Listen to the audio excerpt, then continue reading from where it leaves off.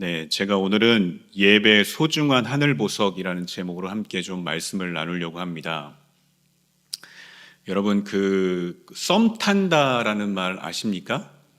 썸남, 썸녀라는 말 들어보셨죠? 우리 권사님들 들어보셨습니까? 네, 남녀가 정식으로 이제 사귀는 거죠. 연애를 하는 거죠. 하기 전에 이제 서로에게 막 호감을 이렇게 표시하면서 이제 주고받는 그런 상태를 우리 과거에는 썸씽이라고 이야기를 했잖아요. 근데 요즘은 말을 줄여서 하는 습관이 있잖아요. 그래서 썸씽이라고 안 하고 썸이라고 합니다. 그리고 그 대상이 되는 남자를 썸남이라고 하고 그 대상이 되는 여성을 썸녀라고 합니다. 그래서 썸 탄다, 썸남, 썸녀 이렇게 이야기를 하죠. 근데 이런 배경 속에서 우리 썸이라고 하는 케이팝이 있는 거 여러분 혹시 아십니까? 저도 이제 길을 가다가 들었던 노래인데 그 썸을 아주 재미있게 표현을 했더라고요. 그 썸남이 이렇게 부릅니다. 내 거인 듯 내 거 아닌 내 거 같은 너 이렇게 부릅니다. 예. 무슨 뜻인지 아시겠습니까? 다행이네요. 제가 여러분의 마음의 문을 열려다가 여러분의 마음의 문이 닫히면 어떨까, 어떻게 하나 걱정을 좀 많이 했었는데 내 거인 듯 내 거 아닌 내 거 같은 너. 그러니까 뭔가 둘 사이에 뭔가는 있는데 뭔가 애매한 거예요. 아직 확실하지가 않은 상태이죠. 썸녀가 그럼 이렇게 응답을 합니다. 네 거인 듯 네 거 아닌 네 거 같은 나 뭐 이렇게 응답을 하죠. 근데 이 가사를 이렇게 듣는데 갑자기 그게 우리 신앙생활하고 이렇게 좀 이렇게 오버랩이 되더라고요. 그러면서 조금 마음이 안 좋았는데 뭐 이런 생각이 들었어요. 교회인 듯 교회 아닌 교회 같은 나, 성도인 듯 성도 아닌 성도 같은 나, 믿음인 듯 믿음 아닌 믿음 같은 나, 봉사인 듯 봉사 아닌 봉사 같은 나. 그리고 오늘 말씀의 주제가 예배인데 절대 이래서는 안 되겠지만 혹시라도 우리의 예배가 예배인 듯 예배 아닌 예배 같은 나의 예배를 하고 있고 그래서 하나님께서 이렇게 응답하시는 거죠. 그런 예배에 대해서는 예배인 듯 예배 아닌 예배 같은 너. 이런 예배가 되면 절대로 안 되겠다 그런 생각을 해보게 되었습니다. 그 마르바 던이라고 하는 여성 신학자가 있습니다. 이분의 책도 굉장히 많이 번역이 되어 있고 또 예배에 대해서 굉장히 많은 또 좋은 책들을 이분이 이제 쓰신 분인데 그분이 이제 현대의 우리의 예배에 대해서 이런 얘기를 합니다. 예배는 여러분이 아시는 것처럼 하나님이 무한 중심이 되셔야 되는 거예요. 그런데 우리의 현대 예배는 점점 인간이 예배의 중심이 되고 있다. 그런 지적을 하는 것을 보게 됩니다. 우리의 예배가 우주의 중심이신 그 하나님에게는 좀 관심이 조금 이렇게 덜해지는 것 같아요. 무관심해지게 되고 또 오히려 사람의 필요가 무엇인가, 사람의 기호가 무엇인가, 그것을 더 많이 고려하고 그것에 더 많이 반응하는 그런 상황이 아닌가 하는 그런 지적의 이야기인 것이죠. 이렇게 예배가 변질이 좀 되는 것 같아요. 예배가 많이 오염이 되고 있는 그런 시대가 아닌가 싶습니다. 근데 그렇게 된 이유는 교회의 책임이 있어요. 교회가 그러한 어떤 그 현대적인 흐름에 영합을 하는 그런 경향을 띠기 때문에 예배가 오염되고 변질되고 있는 그런 현상을 보이게 되는 것이죠. 여러분, 현대 사회는 한마디로 소비주의 사회입니다. 그냥 소비하면서 살아가는 그런 사회이죠. 우리 철학자 데카르트라는 사람이 다시 살아나서 말을 한다면 과거에 자신이 했던 말을 이렇게 바꾸지 않을까 싶습니다. 나는 생각한다가 아니라 나는 소비한다. 그러므로 나는 존재한다. 이렇게 말을 할 것 같아요. 요즘은 다 소비하는 그런 시대, 소비주의 이런 것들이 우리 그 현대인들을 완전히 사로잡았죠. 그리고 우리 그리스도인들까지도 완전히 그것에 젖어드는 모습을 보입니다. 그래서 어떤 태도를 갖냐면 신앙에 대해서도, 교회에 대해서도, 예배에 대해서도 소비하기 시작했어요. 내 기호에 맞는, 내 필요에 맞는 교회가 어딘가, 그런 예배가 어떤 예배인가라는 것을 쇼핑하기 시작했고, 그러면서 교회도 내 소비재 중에 하나가 되고 예배도 내가 소비하는 것 중에 하나가 되는 그런 현상을 보이고 있는 것이지요. 근데 그런 태도에 대해서 교회가 동의를 했어요. 어느 정도. 왜냐하면 교회가 명분은 전도였어요. 명분은 선교였어요. 근데 알고 보면 그 이면에는 사실 교회도 살아남아야 되니까, 생존해야 되니까 어떤 그런 현대인들이 요구하는 어떤 것들에 대해서 영합하기 시작해서 교회도 그러한 흐름에 어느 정도 동의를 한 상태가 돼버린 것이죠. 그러다 보니까 예배가 어떤 방향으로 흐르겠습니까? 예배가 점점점 하나님에 대해서는 무관심해지기 시작하고 점점 인간의 기호가 무엇인가, 인간의 필요가 무엇인가, 그것에 집중하는, 그래서 예배가 아닌 예배의 변질과 예배의 오염이, 예배의 왜곡이 일어나는 그런 현상 가운데 있는 것을 보게 됩니다. 여러분들은 어떤 예배자이십니까? 여러분들은 어떤 예배를 드리고 계십니까? 여러분들이 예배 드리실 때 하나님이 정말 여러분들의 예배의 중심이십니까? 아니면 나의 어떤 기호, 나의 필요, 그것이 예배의 중심입니까? 오늘 아침에 일어나셔서 이제 주일날 이렇게 교회에 오셨잖아요. 예배 드리러. 옷을 입으시면서 마음이 어떠셨습니까? 교회에 오기 위해 차를 이렇게 운전해서 오시는 분들이 꽤 많으실 텐데, 이렇게 운전을 해서 이제 교회에 오면서 정말 나 하나님께 예배 드리고 싶다, 나 하나님 앞에 예배 드리고 싶은 간절한 마음이 있어, 그런 마음으로 오셨습니까? 예배 드리면서 정말 하나님을 예배하고자 하는 갈급한 열망을 갖고 나 하나님을 예배하는 예배자야 라는 그런 심정으로, 그런 열정으로, 전심으로 그것을 담아서 예배하고 있습니까? 아니면 그냥 조금 습관적으로 또는 형식적으로, 또는 예배를 통해서 좀 나의 필요를 채워보고 싶다, 예배가 내 필요를 좀 채워줬으면 좋겠다, 어떤 그런 마음으로 예배하고 있습니까? 저는 이런 예배에 대한 우리의 모든 생각들을 한번 모아서 예배 소중한 하늘보석이라는 제목으로 오늘 본문을 중심으로 예배에 대해서 한번 우리가 점검해보고 생각해보는 그런 시간을 갖도록 하기 원합니다. 우리 첫 번째는 예배는 하나님의 임재 안에서 안식하는 것입니다. 우리 한번 따라해 보겠습니다. 예배는 하나님의 임재 안에서 안식하는 것이다. 굉장히 중요한 예배에 대한 우리의 이해가 될 것입니다. 여러분, 우리가 참 많은 예배를 드려왔습니다. 얼마나 많은 예배를 여러분들이 지금까지 드려오셨습니까? 또 앞으로도 아마 특별한 일이 여러분들에게 발생하지 않는 한 아마 예배를 드리실 거예요. 계획을 하고 계시진 않아도 그냥 예배를 드리실 겁니다. 그런데 우리가 한번 점검해 봐야 되고, 또 우리가 궁금해해야 되는 거 있어요. 내 자신에게 내가 예배를 드리면서 무엇에 초점을 맞추고 있는가, 무엇을 추구하고 있는가. 내가 예배를 드려요. 근데 예배 드리는데 내가 어디에 초점을 두고 있지, 내가 또 무엇을 추구하고 있지 라고 하는 것을 한번 질문해 볼 필요가 있는 것이죠. 만약 우리가 아무 목적 없이, 아무 의미 없이 예배의 자리에 참석하지는 않을 거예요. 분명히 우리를 예배의 자리로 이끄는 어떤 동기들이 다 있을 것입니다. 이런 이야기가 있더라고요. 어릴 때부터 교회를 다니던 어떤 40대 남자가 늙은 어머니에게 하루는 이렇게 말했습니다. 어머니, 저 교회 가기 싫습니다. 예배 가기 싫습니다. 이렇게 이야기했어요.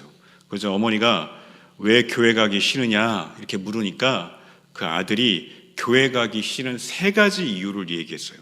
첫째는 주일날 늦게까지 잠을 자고 싶은데 일찍 일어나서 교회를 가야 되니까 그게 좀 불편합니다. 이렇게 이야기했고, 또 둘째는 성가대가 있는데 화음이 잘 안 맞습니다. 그래서 그 찬양을 듣는 것이 굉장히 어렵습니다. 이렇게 이야기했고, 또 세 번째는 우리 대표 기도하는 분들이 좀 길게 기도를 합니다. 그래서 집중이 잘 안 돼서 또 교회 가는 게 어렵습니다. 이렇게 얘기했어요. 그러니까 늙으신 어머니가 교회 가서 예배 드려야 될 세 가지 이유에 대해서 이야기했다고 하죠. 첫 번째는 교회는 사람 보고 가는 것이 아니라 하나님 보고 가는 것이니까 가서 예배 드려야 된다. 또 둘째는 예배 드리는 것은 선택이 아니라 필수이기 때문에 가야 된다. 그리고 셋째 이유가 결정적입니다. 네가 그 교회 담임 목사다. 그러니까 가야 된다. 그렇게 이야기했다고 하죠. 여러분, 우리가 예배에 나오는 이유가 내가 어떤 직분이 있어서, 내가 무슨 목사이거나 또는 중직자이거나 그래서 예배에 나오고 있다. 그런 일이 전혀 없을 수는 없을 것 같다. 그런 생각도 해보게 됩니다. 우리 교인들은 각자의 이유가 있어서 각자의 어떤 생각들을 가지고 또 예배에 다 참여하실 거라고 생각합니다. 어떤 분들은 이런 분들이 있어요. 한 주 동안 우리가 살다 보면 하나님의 말씀대로 사실 다 살지는 못하잖아요. 그러니까 조금 잘못하는 일도 있고 하나님의 뜻에 어긋나는 일들도 하게 되고, 근데 그게 마음에 짐이 되고 부담이 되는 거예요. 꼭 그런 것들이 있으니 하나님이 나에게 벌을 내리실 것 같다라는 생각을 하게 되는 거죠. 그래서 일주일에 한번 교회 와서 이거 다 털어버려야지. 이게 다 하나님 앞에 용서받고, 그래서 내가 하나님이 벌을 내리시는 일을 당하지 말아야지. 그런 마음으로 예배에 참석하는 분들도 혹여나 있을지도 모를 것입니다. 또 어떤 분들은 예배를 통해서 하나님 앞에 좀 잘 보여야 되겠다. 내가 하나님 앞에 잘 보이면 하나님이 좀 날 도와주시겠지. 내가 소원하는 거 소원 성취 좀 해주시겠지. 그런 마음으로 예배하는 분들도 있을 것입니다. 또 어떤 분들은 다른 이유는 하나도 없고 그냥 가정의 평화를 위해서, 가정의 평화를 내가 지키겠다. 그런 마음으로 교회에 오셔서 예배에 참석하는 분들도 있을 것입니다. 여러분, 다시 한번 말씀드립니다. 한번 질문해 보십시오. 한번 나는 예배 드리면서 무엇에 초점을 맞추고 있고 무엇을 추구하고 있는가? 이것은 예배의 정의와도 관련이 있을 것입니다. 여러분, 예배에 대한 정의 여러분 다 아시잖아요.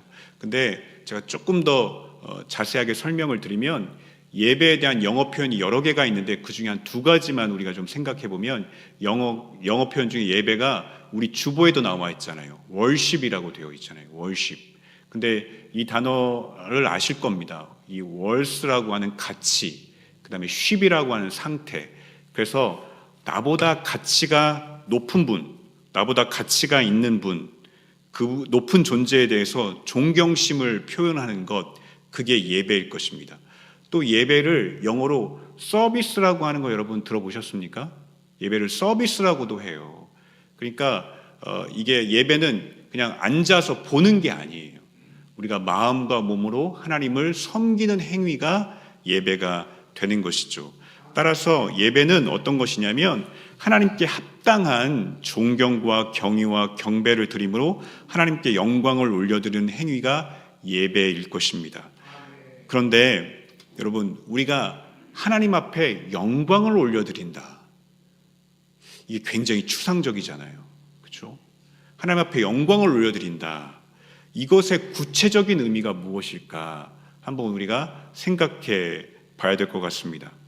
먼저는 예배를 드리면서 내가 나의 기호와 필요를 추구한다고 하면 그 예배는 하나님 앞에 영광이 되는 예배는 절대로 될 수 없을 것입니다. 오히려 그 예배는 하나님을 예배하는 게 아니라 나를 예배하고, 하나님을 찬양하는 것이 아니라 나를 찬양하는, 그리고 하나님을 인정하는 것이 아니라 나를 인정하는 행위가 될 것이에요. 그런데 예배가 정말 예배가 되려면 저는 이렇게 말씀드리고 싶습니다. 하나님의 임재 안에 거해야 돼요. 하나님의 임재 가운데 나아가야 돼요.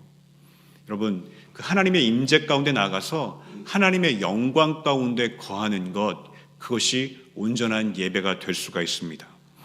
자, 여러분, 우리가 예배드리면서 하나님의 임재 가운데 나아간다. 이게 뭘까? 그리고 그 임재 가운데 나아갔을 때 어떤 영적인 일들이 일어나고 어떤 영적인 화학작용들이 우리에게 일어날까? 한번 생각해 보십시오. 여러분, 하나님의 임재 가운데 나아간다는 건 이런 뜻이에요. 내가 하나님의 통치와 다스림을 받는다. 그러니까 하나님의 임재 가운데 나아갔으니까 하나님이 나를 다스리기 시작하시는 거예요. 하나님이 나를 통치하기 시작하는 거예요. 그러면 하나님이 나를 다스리고 통치하신다라는 것은 어떤 의미냐면 또 이렇게 이야기할 수 있어요. 하나님이 온전한 하나님 되심으로 우리 가운데 거하신다. 이렇게도 표현할 수 있을 것입니다. 또 이것을 또 달리 표현하면 이렇게 표현할 수도 있습니다.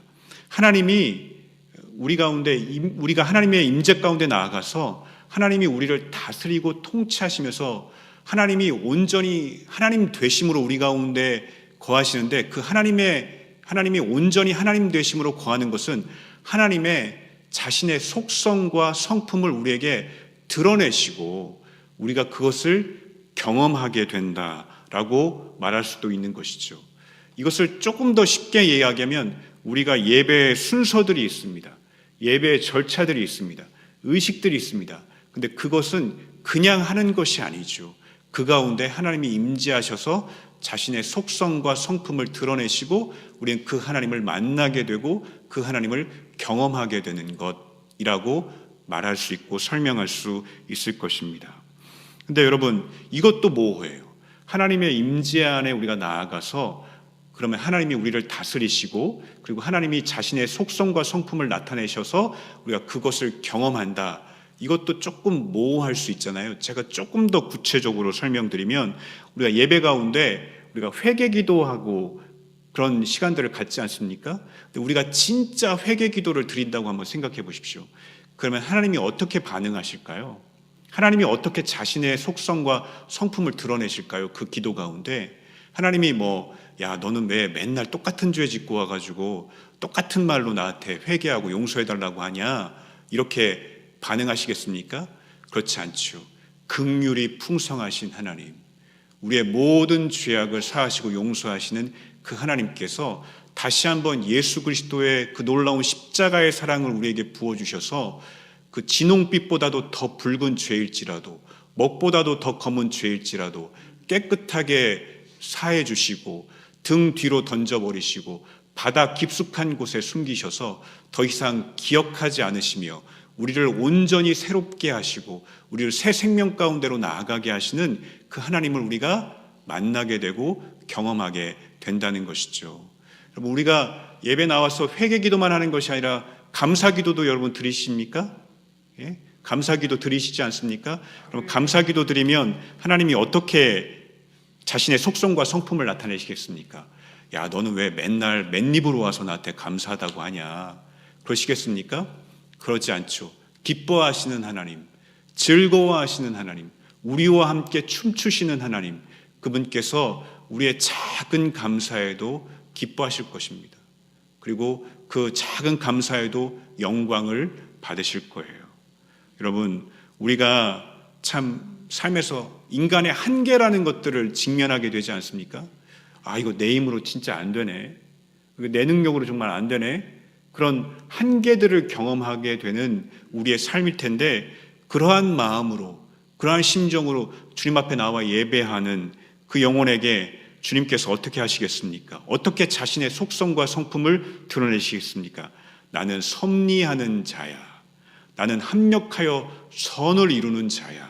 라면서 자신의 능력과 자신의 섭리를 보여주시면서 우리를 위로하시고 다시 세워주시지 않겠습니까? 우리가 길을 잃을 때가 있어요. 내가 어떤 길로 가야 되지? 이 길로 가는 게 맞나? 저 길로 가는 게 맞나? 그렇게 방황하는 마음으로 주님 앞에 나와서 예배 드릴 수 있어요. 그럴 때 인도하시는 하나님, 우리의 선한 목자가 되시는 하나님께서 우리의 갈 길을 밝히 보여주시고 제 길로 가도록 우리를 인도해 주시지 않겠습니까? 우리가 삶을 살면서 상처도 받고 여러 가지 아픔도 경험하게 되지 않습니까? 그런 마음을 가지고 우리가 주님 앞에 나왔어요. 예배를 드려요. 그때 주님이 어떻게 자신의 속성과 성품을 드러내시겠습니까? 치유하시는 하나님, 회복하시는 하나님으로 그 자신의 속성과 성품을 드러내시면서 상한 갈대도 꺾지 않으시고 꺼져가는 심지도 끄지 않으시는 그 놀라우신 은혜로 우리와 함께 하시지 않겠습니까? 여러분, 이게 우리가 하나님의 임재 가운데 나아가는 예배예요. 그리고 하나님 우리를 통치하시고 다스리시는 모습인 것입니다.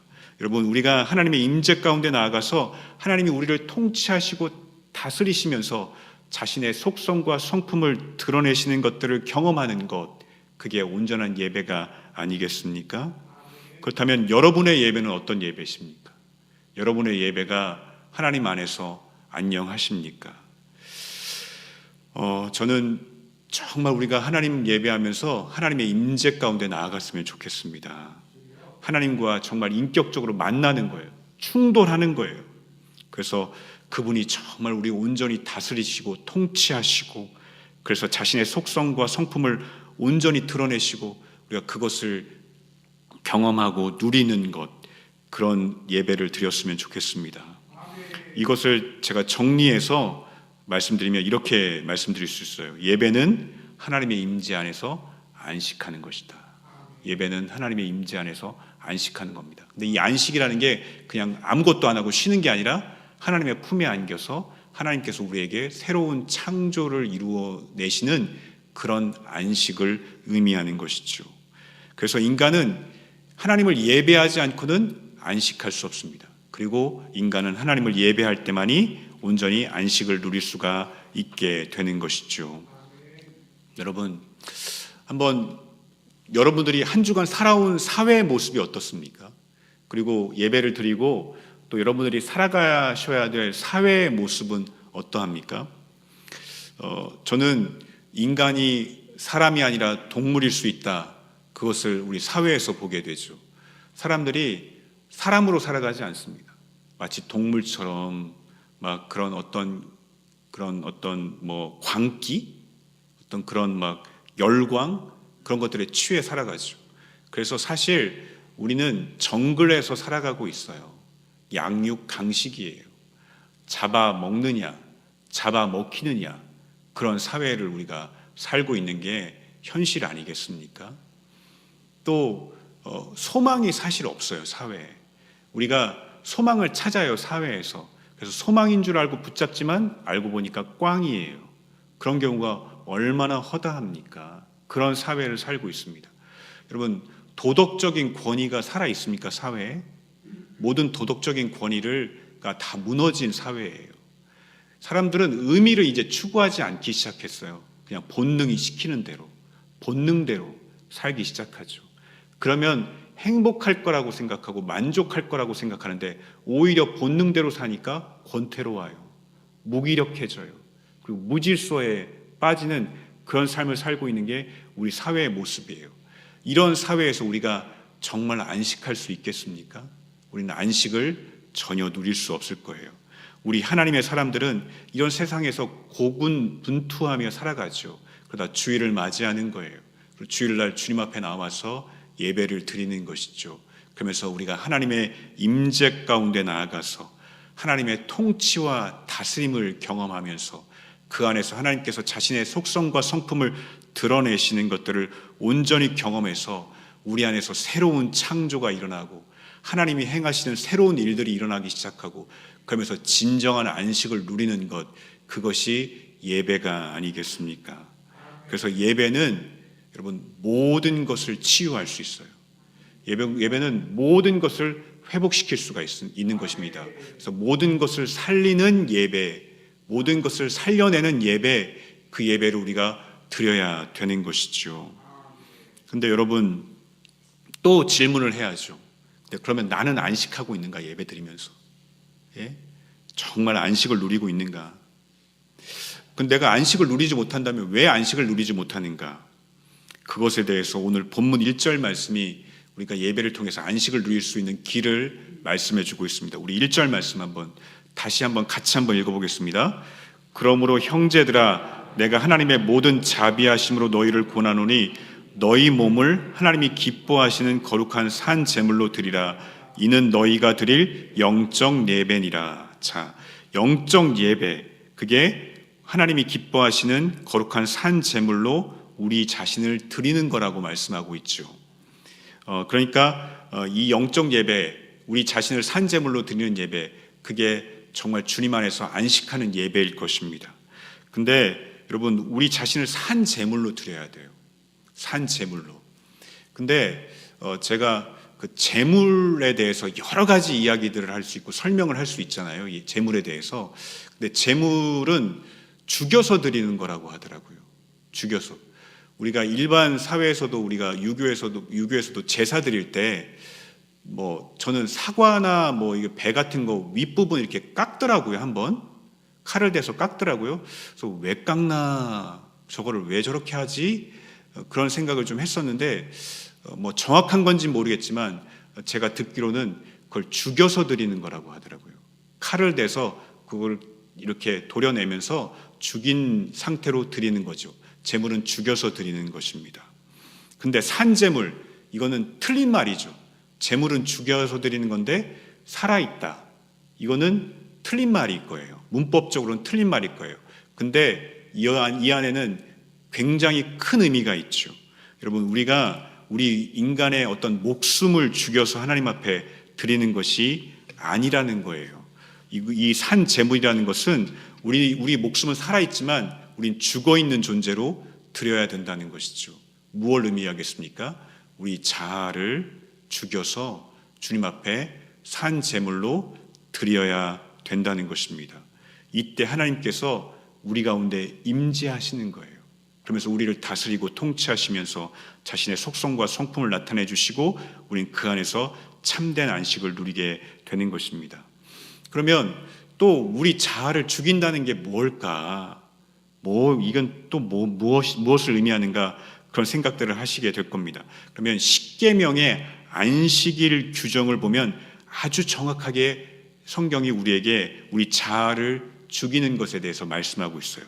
출애굽기 20장 11절 말씀 한번 보여주시죠. 출애굽기 20장 11절 말씀입니다. 우리 한번 같이 읽어볼까요? 이는 엿새 동안에 나 여호와가 하늘과 땅과 바다와 그 가운데 모든 것을 만들고 일곱째 날에 쉬었음이라. 그러므로 나 여호와가 안식을 복되게 하여 그날을 거룩하게 하였느니라. 이렇게 말씀합니다. 근데 십계명이 신명기 5장에도 기록이 되어 있거든요. 신명기 5장 15절 말씀 한번 보겠습니다. 그리고 두 말씀을 한번 우리 비교해 볼 텐데요. 신명기 5장 15절 우리 같이 한번 읽어볼까요? 너는 기억하라. 내가 애굽 땅에서 종이 되었더니 내 하나님 여호와가 강한 손과 편팔로 거기서 너를 인도하여 내었나니 그러므로 내 하나님 여호와가 내게 명령하여 안식을 지키라 하느니라. 자, 출애굽기에서는 왜 안식을 지키라고 명령하십니까? 엿새 동안 하나님이 다 창조하셨어요. 그리고 일곱째 날에 쉬셨기 때문에, 하나님이 창조주 하나님이시기 때문에 그것을 말씀하고 있죠. 근데 신명기 5장에서는 뭐라고 하냐면 내가 애굽 땅에서 종되었는데 내가 너를 인도하여 내었다. 이것은 무엇을 의미합니까?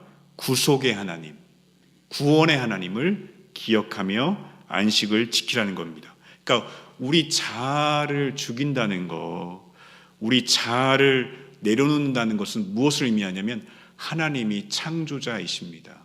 하나님이 나를 창조하셨습니다. 온 우주 만물을 창조하셨고 또 그분만이 나의 유일한 구원자요 구속자입니다. 그래서 그분만이 주권자이십니다. 그분만이 왕이십니다. 라고 하는 그런 고백을 드리는 것이 내 자아를 죽이는 것입니다.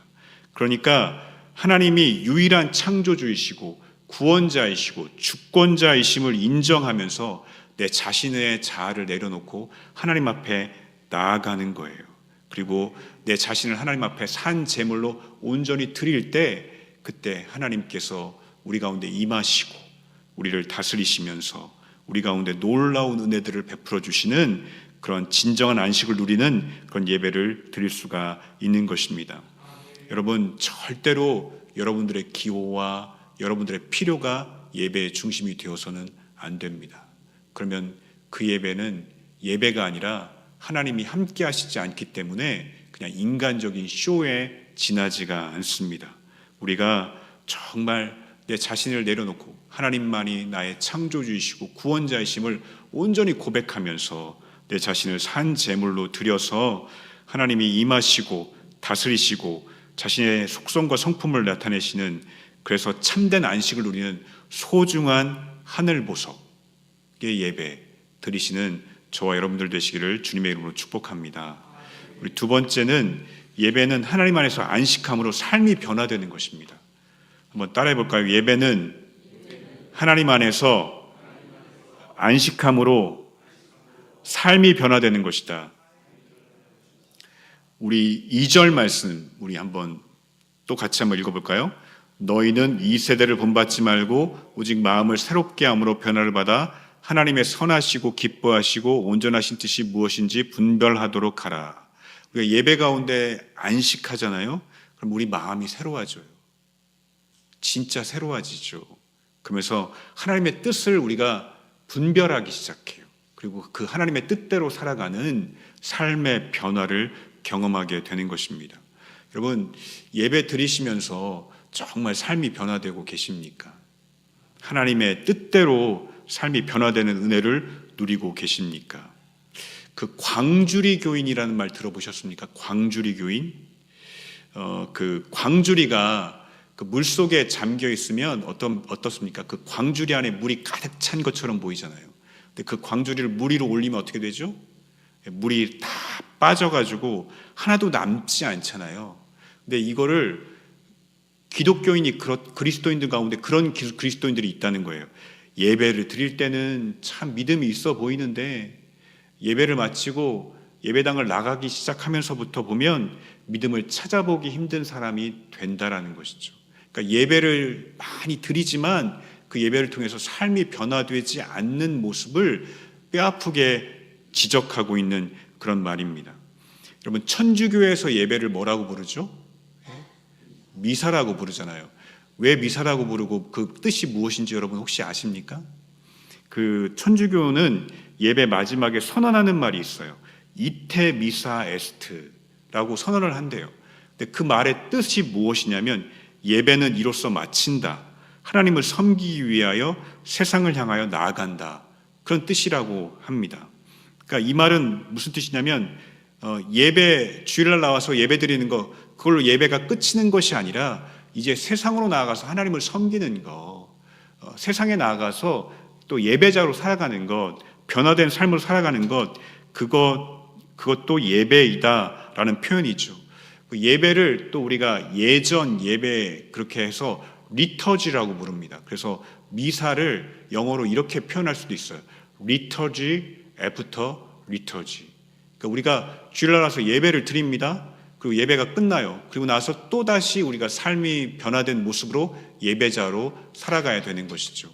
이거를 조금 더 편하게 제가 풀어드리면 예배 전에 우리는 예배자여야 해요. 예배 중에도 우리는 예배자여야 해요. 예배 후에도 우리는 예배자여야 해요. 그래서 우리는 전천후 예배자가 되어야 한다는 뜻입니다. 참된 예배는 이 시간에도 드려져야 되지만 예배당을 나가면서 우리 삶의 변화된 모습으로 또 우리는 이어져서 예배를 드려야 한다는 것이죠. 여러분, 예배가 여러분들의 삶의 부가적인 것입니까? 아니면 삶의 핵심입니까? 예배가 삶의 부가적인 것이 아니라 삶의 핵심이다. 여기에 동의하십니까? 우리의 삶의 핵심이 예배죠. 그렇죠? 하나님이 우리를 왜 창조하셨습니까? 예배자로, 우리 예배 드리는 자로 창조하셨고, 하나님이 우리를 왜 구원하시고 구속하셨습니까? 안식일 지키라고, 예배자로 살아가라고 우리를 구원하셨으니 예배는 삶의 부가적인 그 어떤 것이 아니라 삶의 핵심입니다. 그러면 예배에 실패하면 삶에도 실패한다. 이 말에도 동의하십니까? 맞는 말이잖아요. 그렇죠? 예배가 우리 삶의 부가적인 것이 아니라 삶의 본질이고 핵심이라면 예배에 우리가 실패했다면 우리는 삶에서도 실패한 것이 되겠죠. 그러면 한국 교회는 예배에 성공하고 있을까요? 아니면 예배에 조금 실패를 하고 있을까요? 실패해요? 예, 그런 것 같아요. 제가 봐도. 여러분, 대한민국의 현재 그리스도인이 얼마쯤 된다고 생각하십니까? 2025년도 종교인 현황표가 있던데요. 한번 보여주시죠. 보여주시면 가장 많은 종교가 어떤 종교죠? 무종교. 무종교는 종교가 없는 게 아니라 무종교가 종교인 거예요. 무종교가 51%예요. 우리나라 국민 가운데. 그리고 종교인 가운데 우리 개신교인, 기독교인이 20%로 가장 많아요. 그 다음에 뭐 다른 불교, 천주교가 이렇게 있는데, 여러분, 만약에 이거를 우리나라 대한민국 전체 인구 가운데 우리 그리스도인의 비율, 우리 개신교인의 비율을 우리가 산수해 보면 얼마가 되겠죠? 아주 쉬운 산수죠. 예? 절반의 20%니까 전체에서는 10% 이 산수 하셔야 됩니다. 10%가 되는 거죠. 그러니까 10명 중에 1명이 개신교인이고 예배를 드리고 있는 거예요. 우리나라 전체 인구가 약 5천만이 조금 넘더라고요. 그냥 5천만으로 하면 우리 그리스도인이 몇 명 있는 거예요? 개신교인들이 우리나라에? 이것도 쉬운 산수 500만 정도 있는 거예요. 지금 이 아침에, 주일날 아침에 우리나라 국민 500만 명이 교회에 와가지고 예배를 다 드리고 있는 거예요. 그러면 우리가 세상을 바꿀 수 있을까요? 없을까요? 여러분, 싸움의 전설 아십니까? 싸움의 전설은 몇 대 몇이죠? 16대 1이에요. 근데 우리는 몇 대 몇이에요? 10대 1이에요. 충분히 할 수 있습니다. 얼마든지 할 수 있습니다. 근데 우리가 살아가는 사회, 대한민국의 현실은 어떻죠? 점점 더 험악해지는 것 같아요. 나날이 험악해지고 있죠. 그건 여러분 세상 책임이 아니에요. 우리 책임이에요. 우리 책임.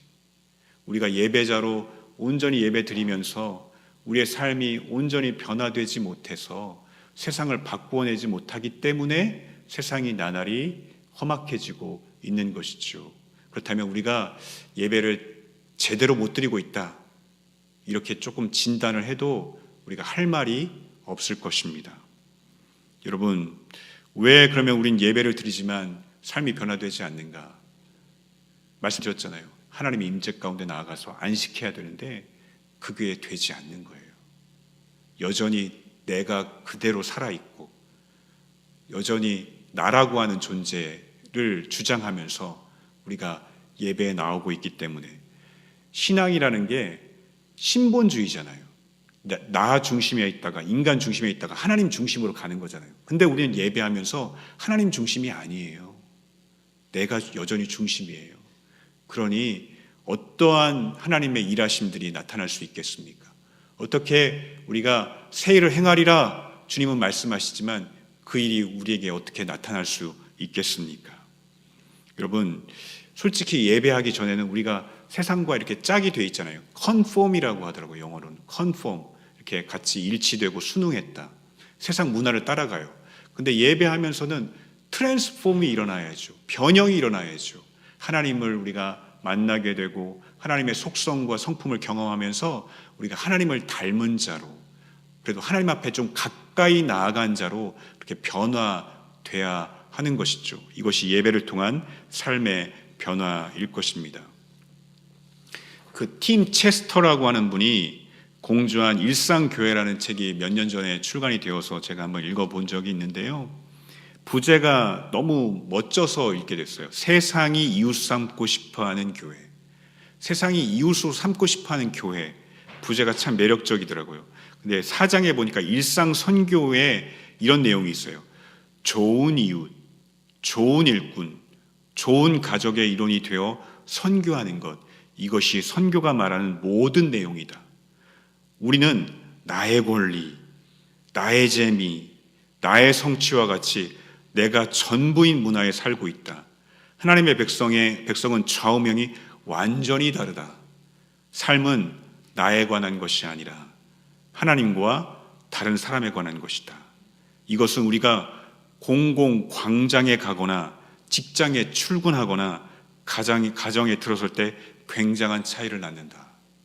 여러분, 전 이 말에 참 깨달음이 있더라고요.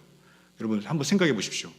여전히 내가 나의 권리만을 갖고 있고 나의 재미만을 추구하고 있고 나의 성취만을 추구하고 있어요. 그러면서 공공장소에 가보세요. 어떻게 되겠습니까? 그 사람이 직장에 출근해 보세요. 어떻게 되겠습니까? 그 사람이 가정에 들어가 보십시오.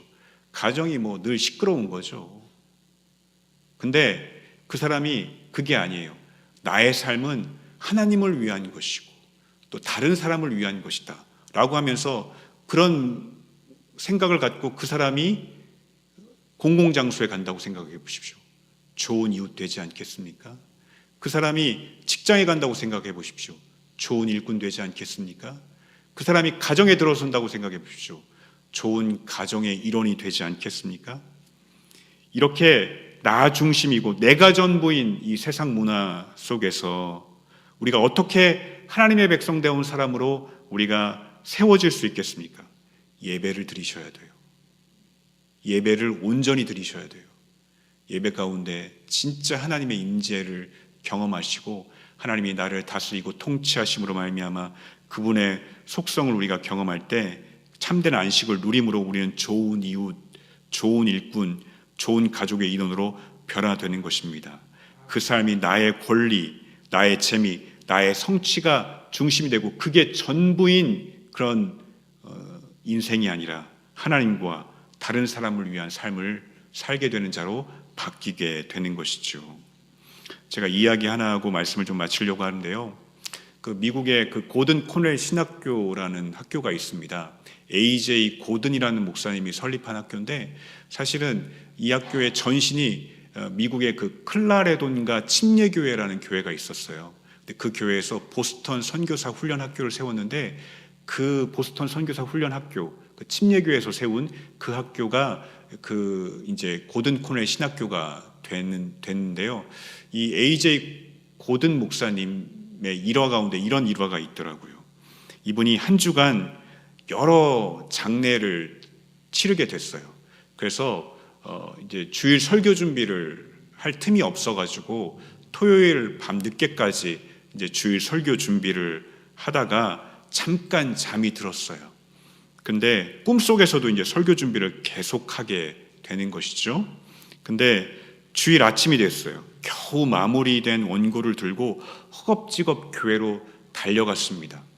근데 이제 예배당 안에 이제 교인들이 가득 차 있고 이제 조금 있으니까 예배가 시작이 됐어요. 그리고 이제 설교 시간이 되어서 그 A.J. 고든 목사님이 이제 설교를 막 시작했어요. 설교를 한창 하고 있는데 그 예배당 중간 자리에 한 신사가 딱 앉아 있는데 자꾸 신경이 쓰이고 눈에 확 들어오는 거예요. 그 사람을 보니까 매우 위엄이 있어 보이고 거룩해 보이는 것이었습니다. 그리고 설교 도중에 자꾸 신경이 쓰이고 마치 그를 위해 설교하는 듯한 느낌이어서 예배 후에 저 신사분을 꼭 만나봐야겠다라고 생각했어요. 그래서 축도를 마치고 재빠르게 예배당 입구로 가서 교인들과 반갑게 인사를 나누면서 그 신사를 기다렸지만 그 신사가 보이지 않는 거예요. 그래서 안내하는 집사님에게 물어봤더니 그분이 예배에 오신 게 맞대요. 근데 목사님이 예배당 입구에 오시기 전에 먼저 나가셨다는 거예요. 목사님이 실망을 했어요. 꼭 만나보고 싶었는데 못 만나봐서 실망이 됐어요. 근데 그 표정을 살피던 안내 집사님께서 이렇게 얘기하는 거예요. 그분이 누구신지 모르세요? 그러는 거예요. 그래서 모르죠. 그러니까 그 집사님이 그분이 바로 예수님이세요. 이렇게 알려주는 거예요. 그래가지고 고든 목사님이 깜짝 놀라서 아니 하필이면 오늘같이 설교를 죽순날 예수님이 오시다니 하면서 탄식을 하는 거예요. 근데 안내 집사님이 목사님 표정을 보고서 이런 말을 이어줬어요. 그런데 목사님 너무 걱정하지 마세요. 예수님이 나가시면서 다음 주에 오신다고 하셨어요. 그러면서 잠이 깼고 그리고 꿈이었던 것을 알게 됐어요. 주안의 사랑하는 성도 여러분, 제가 예배에 대해서 하나님의 임재 가운데 나아가서 안식하는 것이다, 그리고 그 가운데 삶이 변화되는 것이다, 다 말씀을 드렸죠. 근데 그것을 종합해 보면 이런 거 아니겠습니까? 우리 예배 가운데 예수님이 오시는 거예요. 그래서 우리가 예수님과 함께 예배를 드리는 것이고, 그리고 우리가 예배 끝나고 이제 예수님은 나가실 거 아닙니까? 근데 우리에게 말씀하시는 거죠. 다음 주에 내가 또 올게.